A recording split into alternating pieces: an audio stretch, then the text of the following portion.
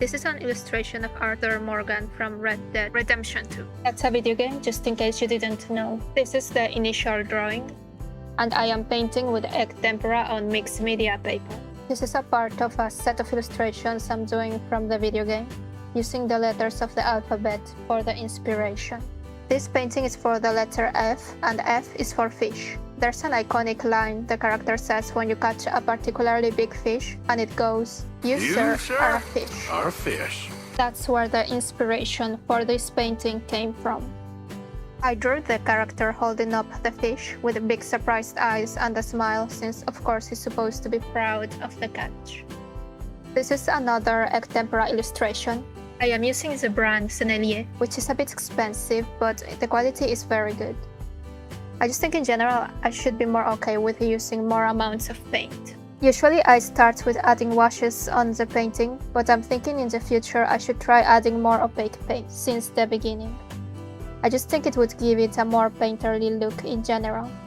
But for now I worked as I usually do for these types of traditional paintings, adding the main colors with wash and building up the values by adding more washes and opaque paint gradually. I exaggerated the fish a lot, I think.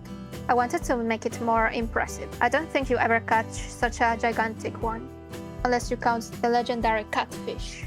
Catfish. Which you don't really catch, you just see it eat an entire man in the distance. So many crazy things happened in that game, it's great. After the washes started being more opaque, I started defining a few of the lines, like the eyes and the mouth, especially since the more opaque it gets, the harder it is to see the pencil lines. His shirt has a lined pattern, but I'll leave the pattern for last.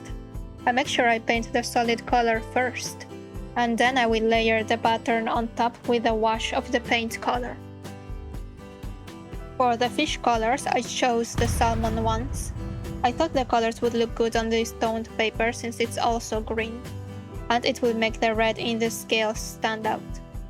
I also painted his main colors first, and then layered the dotted pattern on the side of the fish on top of the base color.